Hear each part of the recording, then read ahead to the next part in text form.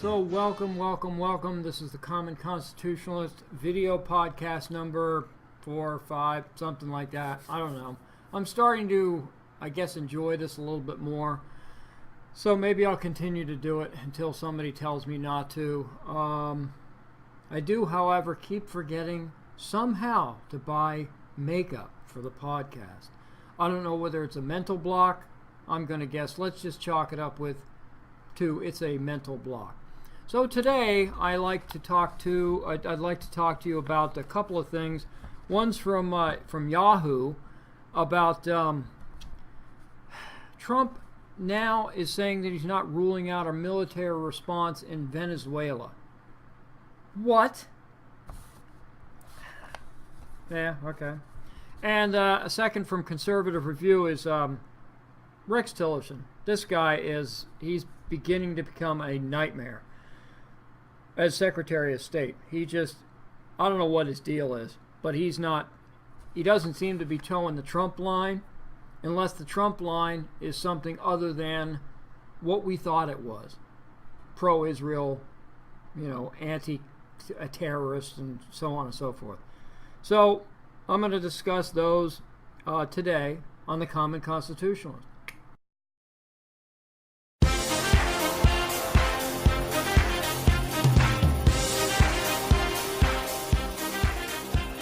Listening to the Common Constitutionalist, broadcasting from an undisclosed location, free from the prying eyes of establishment black helicopters.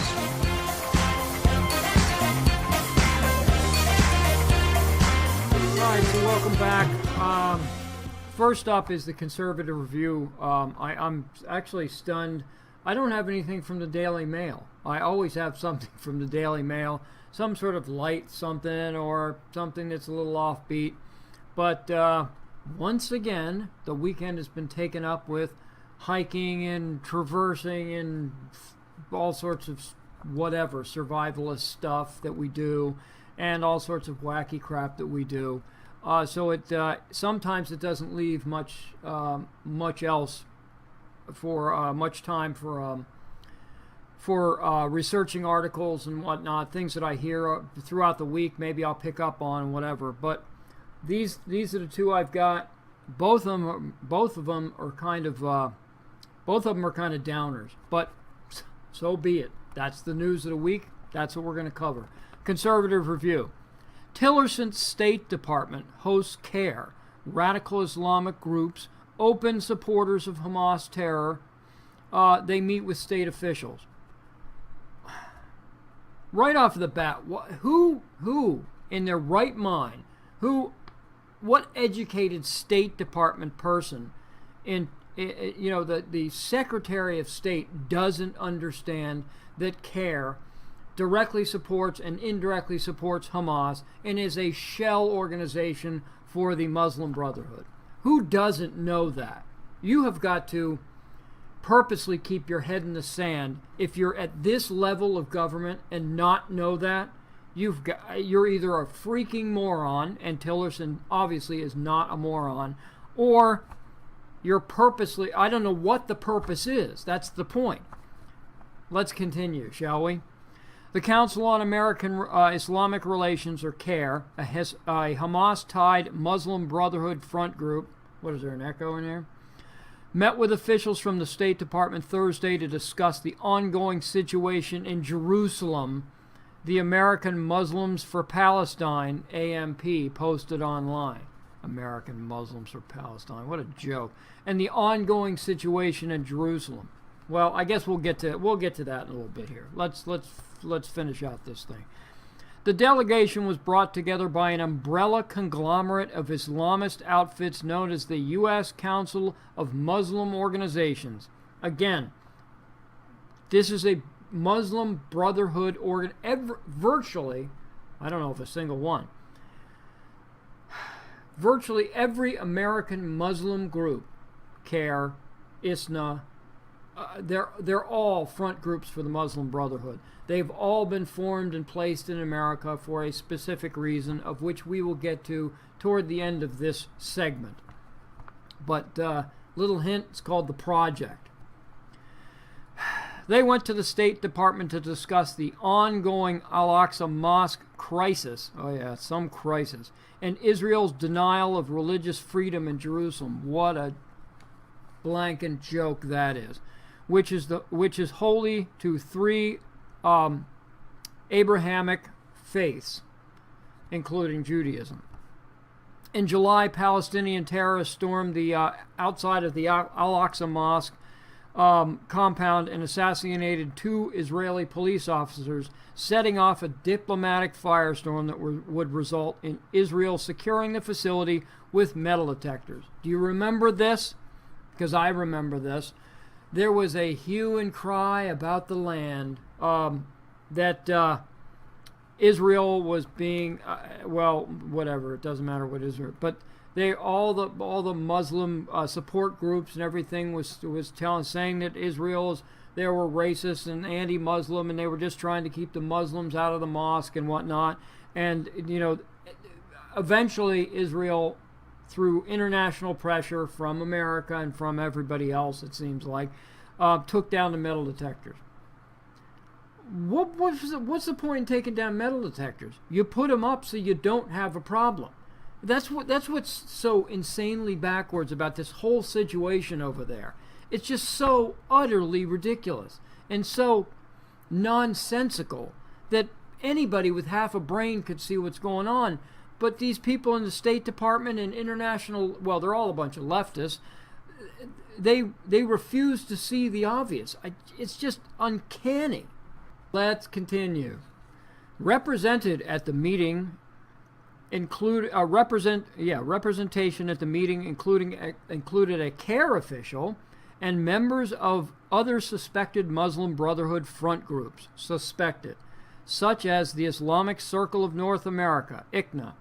They're not suspected, they are a Muslim Brotherhood front group, and the Islamic Shura Council of North America, and they aren't suspected, they are in fact a Muslim Brotherhood front group, as is CARE, and we all know it.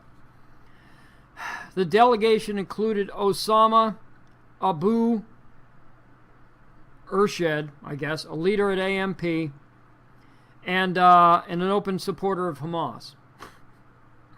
What a shocker! Another esteemed member of this group that got together with the State Department was another member of the delegation was Dr. Muzamil Siddiqui. This guy once called for Islamic law to dominate the world, declaring Allah's rules have to be established in all lands, and all our efforts should lead to that direction. Suspected Muslim Brotherhood ties. Suspected. Yeah. Another member of the group who was invited was Usama Jamal. And he has accused the U.S. government of promoting a Zionist agenda. After the 9/11 attacks in 2001, he pondered, how certain are we that it was Arabs who were behind it all? Pretty bloody certain there, Usama Jamal. Pretty bloody certain. And I think that you guys probably were pretty aware of it too. I'm not saying that you guys were in on it, but I'll guarantee you, through some channels, the Muslim Brotherhood was made aware of this entire situation. Whatever. As the Rex Tillerson underlings and colleagues welcome the aforementioned radicals, he has thus far successfully blocked efforts to declare the Muslim Brotherhood a terrorist organization. Now, why in the crap would Rex Tillerson block efforts to declare the Muslim Brotherhood a terrorist organization? You've got to be either completely soft in the head, or you have to have a covert or overt anti-Israeli agenda. There's no other way that you would block efforts to declare the Muslim Brotherhood a terrorist organization. It's just absolutely insane. But remember, I don't know how many holdovers. Yeah, there are still a lot of Obama holdovers in the Capitol and in the White House. Remember that some of these Obama people are Muslim Brotherhood people too that have infiltrated the White House during Bush and then during Obama. They were welcomed in with open arms as if they were some sort of moderate Muslims. And this is, well, again, we'll get to the project Civilization Jihad here in a little bit. Where was I? In June, Tillerson falsely claimed that the Muslim Brotherhood has moderated itself by renouncing violence. Far from renouncing violence, Muslim Brotherhood leaders continue to call for open jihad against perceived enemies. Well, in effect, they have kind of renounced direct violence. They haven't renounced indirect violence. They haven't told anyone else that isn't necessarily tied to the Brotherhood, although it seems like everybody in the United States, Muslim organizations in the U.S. are. But overseas and whatnot, they allow these other organizations to do the dirty work for them, and that's why they call their project Civilization Jihad. That's the reason, because they want to be thought of as moderates as they infiltrate the United States and the United States government. That's the whole point of the project.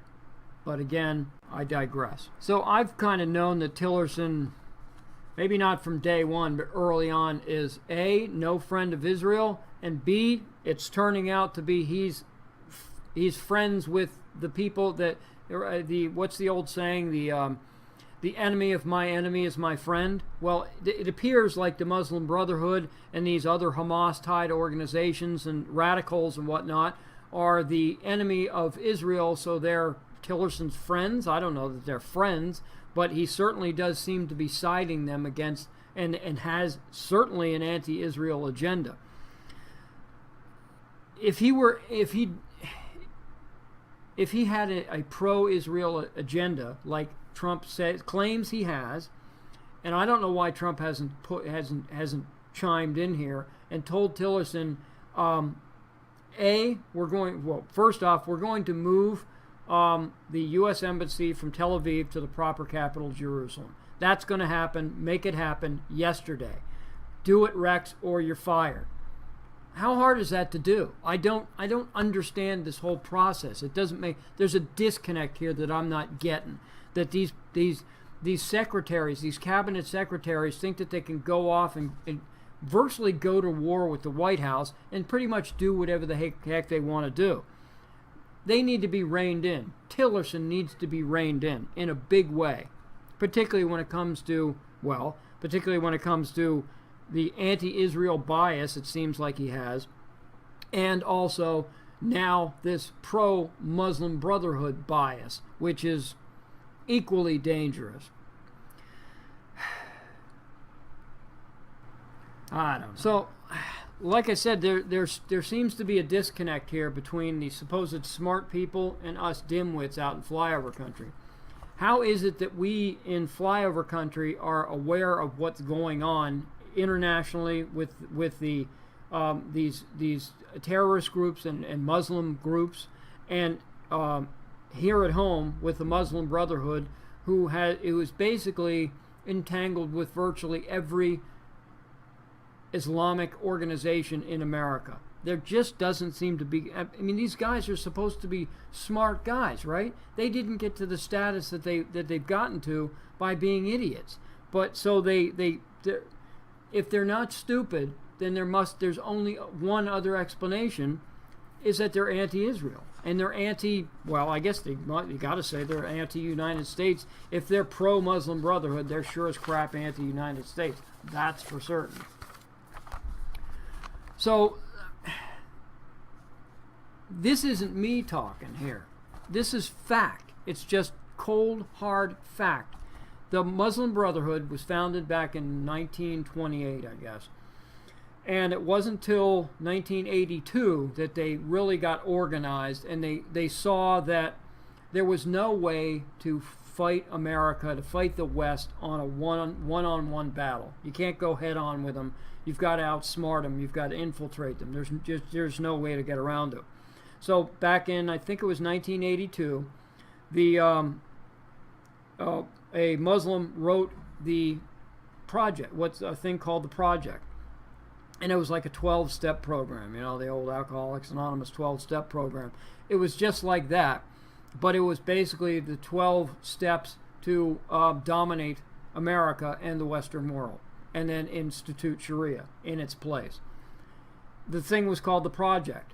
We didn't find it. I didn't find it. I'm not making this crap up. The project was found in 2001, in November, after the 9/11 attacks, in Switzerland. It was discovered by Swiss officials, and in November of 2001, and it was I think it's a, what about, I should know this crap by now. I wrote all this stuff down. It's a mere 14 pages long, written in Arabic, and dated December 1, 1982. Got that right. And it outlines a 12-point strategy to establish an Islamic government on Earth. Okay? So they want to take over the entire Earth. That's what they want to do. And the manuscript, or the guide, or the 12-step program, is only identified as the project. I know this stuff. Everybody who listens and reads me knows this stuff, because I've written about it umpteen times, about the Muslim Brotherhood, the project, civilization, jihad, the cultural invasion of these people, what they're planning on doing, the different steps that they do to get there, the 5 pillars and whatever. All that stuff is on my site, the commonconstitutionalist.com. A little plug there. I know this stuff. How is it that the State Department doesn't know this crap? Do they just purposely have their heads in the sand? I don't understand how you could be so ignorant. No, how you could be so willfully stupid about this. Ignorance, as we know, is just merely a lack of knowledge. All right? So ignorance, you can teach somebody out of ignorance. Stupidity is a choice. You can choose to be stupid or improve yourself and choose to be smart. It's your choice, all right? Ignorance isn't your choice. It's just simply a lack of knowledge. I don't know how to build a rocket ship. I don't know how to fly to the moon. I don't know how to colonize Mars. I don't know. There are a lot of things I don't know. I'm just ignorant because I've never learned them.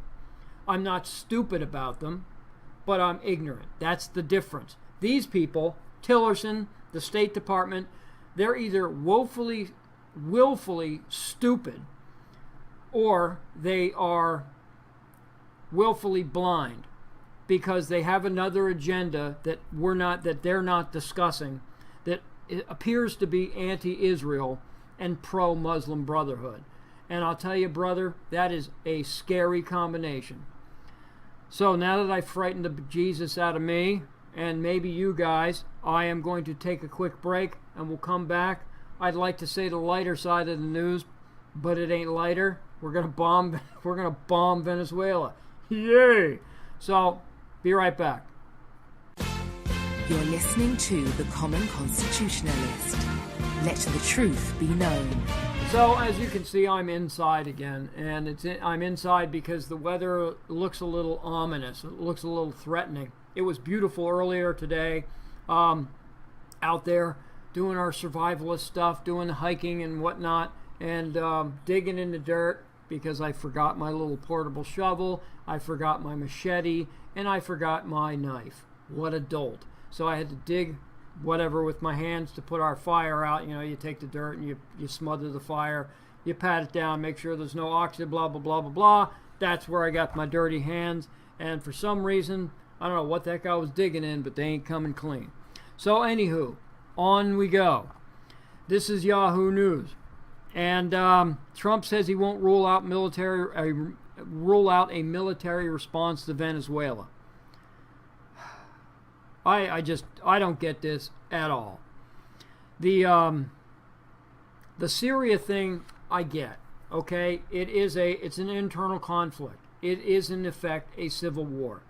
And what does you can come and say that Russia's involved, so we have to be in. No, we don't. Just because it's like, if all your friends jump off a bridge, are you going to too? Of course not. Don't be a bonehead.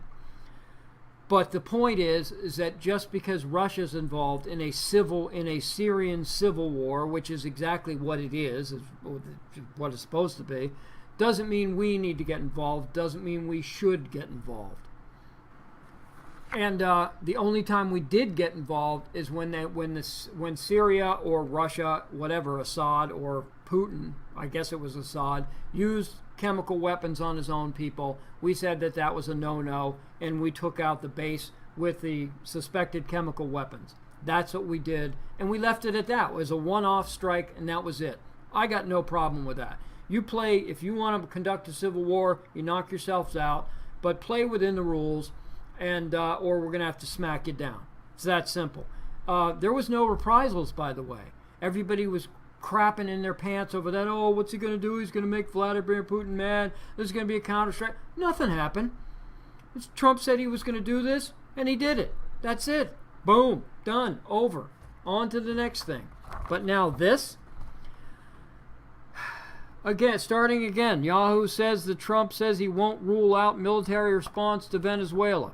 Did Venezuela attack or threaten us anytime in the recent past or something that I don't know about? Was I off hiking or something when, what's his name, who is it, Maduro or whatever his name is down there, the new regime down there, did he threaten America or something? Or did he, threaten Schmidt, and it doesn't make any difference whether you threaten us or not.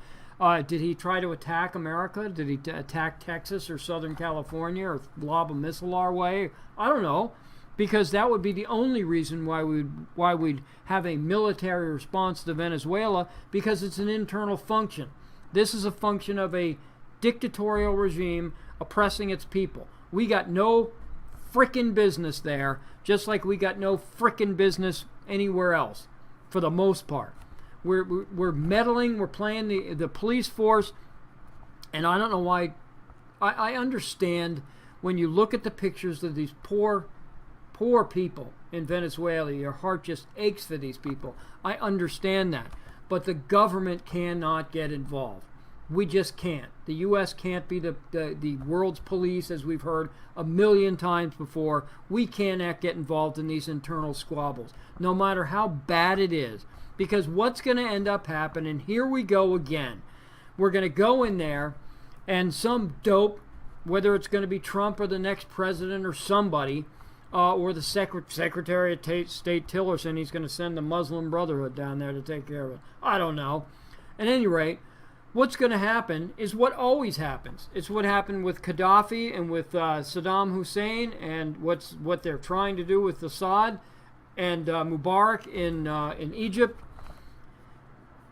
What you end up doing is you oppose these dictators, and you end up with a huge vacuum. And who ends up filling the vacuum? Terrorists of some sort. And you don't think there are terrorists in the southern hemisphere? Get a clue, dude. I mean, how do you think the few terrorists that have gotten through our dragnet, the terrorists that have gotten into the United States were smuggled in from Eastern Europe or the Middle East? They fly into South America, then they transverse into, they travel up through Central America, through Mexico, and are smuggled in by their buddies, the drug cartel lords, into America. That's how they get here. So they're there. They're in Venezuela. They're in Colombia. They're in Nicaragua. They're everywhere. At any rate, I haven't even gotten to the article yet. How ridiculous is that? President Donald Trump said Friday that he wouldn't rule out military action against Venezuela in response to the country's descent into political chaos following President Nicolas Maduro's power grab. Again, what frickin' business of it is it of yours, Mr. President? It isn't any of your damn business. Excuse my French, but it just isn't. Like we need another damned entanglement. Speaking to reporters at his Bedminster, New Jersey golf club, Speak Much, Trump bemoaned the country's growing humanitarian crisis and declared that all options remain on the table, including a potential military intervention. Again, like I said, I bemoan the country's growing humanitarian crisis too, but again, he's got no freaking business even suggesting something. And maybe that's all it is. Maybe it's just, just a bunch of bluster to scare Maduro. I don't know what he's going to scare Maduro into, because the guy isn't going to give up power. The only way he's going to give up power is with a lead headache. That's it, man. 2 in the back, boom, boom, you're done. That's the only way this guy's going to give up power. He's going to have to be off one way or the other, poisoned, shot, hung, whatever the crap. That's the only way he's going. We have many options for Venezuela, and by the way, I'm not going to rule out a military option. Yes, why don't you... This is the Constitution, Mr. President, okay? Why don't you go ahead and read it? All right, I've been trying my best to support you in virtually everything you do, Mr. President, but this is ridiculous. Read the daggum Constitution and abide by it. One of these days, a president's going to actually do that. What a novelty. Sheesh. And I thought I was going to get frustrated over the Muslim Brotherhood thing. This is an absurdity. Where was I? We have several options for Venezuela, and by the way, I'm not ruling out a military option. Trump volunteered, adding, a military operation and military option is certainly something that we could pursue. No, you couldn't. Jeez, Christmas, like just... Trump's comment marks a serious escalation in the rhetoric for the U.S., which has up until now stressed a regional approach that encourages Latin American allies to escalate pressure on the Maduro regime. It ain't going to make any difference. Like I said, the only way this guy's going to come to grips with his own mortality is to end his mortality. Hours before Trump's comments, a senior administration official speaking on condition, they're always speaking on condition of anonymity, stressed that the approach, while briefing reporters on Vice President Mike Pence's upcoming trip to the region later this week. Venezuela's defense minister called Trump's talk of a military intervention an act of craziness and supreme extremism. Well, I got to agree with the Venezuelan defense minister. It is an act of craziness, and it is supreme extremism. Although, right now, it's just a bunch of spit and bluster. And if that's all it's going to be, then that's fine. He can talk all he wants. He can threaten all he wants. That's fine. There's nothing in this document that says the president can't talk and threaten people. All right? He just can't act on it. General Vladimir Padrino, a close ally of Maduro, said, quote, with this extremist elite that's in charge in the U.S., who knows what will happen to the world? Well, so far nothing has happened to the world. We've done exactly one bombing in Syria, as I discussed, and that's it. All the rest of it is a bunch of bluffing and a bunch of bluster and a bunch of chest puffing out. Okay, I'll leave it at that.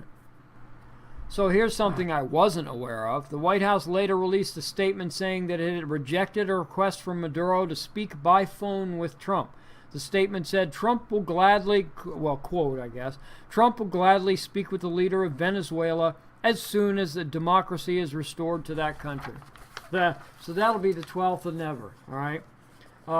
It never gets very chilly in Venezuela, so I don't know if hell's going to be freezing over anytime soon down there. But, well, it's hell, but it ain't going to be freezing. The Trump administration has slapped a series of sanctions against Maduro and more than 24 current and former Venezuelan officials in response to a crackdown on opposition leaders and the recent election of a constitutional assembly charged with rewriting the country's constitution. It's a real democracy's breaking out all over down there. The Constitutional Assembly is a bunch of Maduro thugs, and they're going to rewrite the Constitution, the country's Constitution, basically saying that Maduro has ultimate authority over everything and everyone, and he's ruler for life. And that's item number 1, and item number 2 will say, see item number 1. And that's their constitution in Venezuela.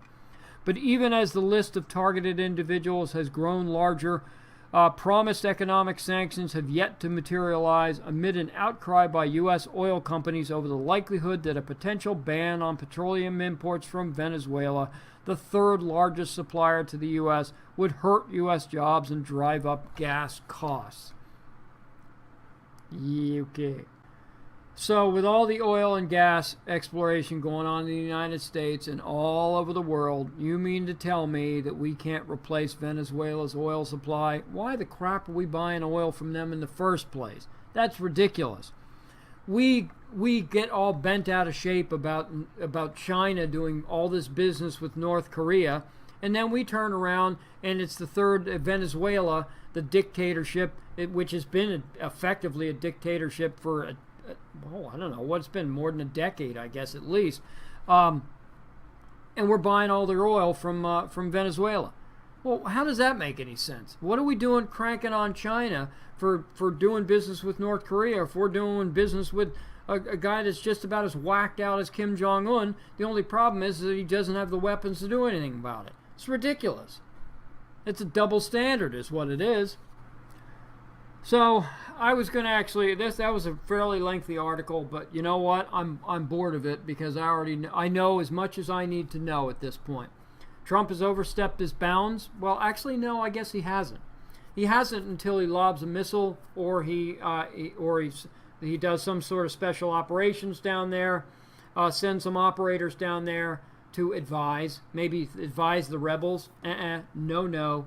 Or he does something stupid like he does, puts ground forces on the border, or he lobs a couple of missiles from a nearby ship, or something stupid like that. Right now, like I said, it's all a bunch of spit and bluster, and it doesn't mean a thing. Hopefully it will scare Maduro's crap, whatever. Hopefully it'll scare Maduro into maybe getting his head right. But it won't. I don't think that's going to happen any more than I think Kim Jong-un is going to get his head right. I don't think his head is right to begin with, and we're certainly not going to correct it. So we'll do sanctions. I think, frankly, we just cut off the oil. There's nothing. I'd like to be able to say that we can help the people of Venezuela because it's an absolute crying shame that one guy can have so much power over his entire nation. Heck, not even Obama had that kind of power. Woohoo! But this is an internal struggle. This is a civil war. We cannot get involved militarily in a civil war. We can try to negotiate, and we can try to put economic pressure and anything else, blockade maybe, whatever, but you cannot get involved in other people's squabbles internally, within their nation's borders. And that's just the way it is. And that's the way it is, folks. So on that happy note, I think we're going to end. This has been the Common Constitutionalist with the Common Constitutionalist video podcast number, 4 or 5, whatever it's been. It's been a real ball. It's been a real blast. And boy, it's been fun-filled. I need a drink is what I need. So I think maybe that's what I'm going to go do, is I'm going to go have a drink. I'm going to sit outside, and I'm going to enjoy the lovely summer weather. Actually, I think it's raining. Whoop, okay, I'll sit inside. So anyway, Common Constitutionalist, signing off. See ya.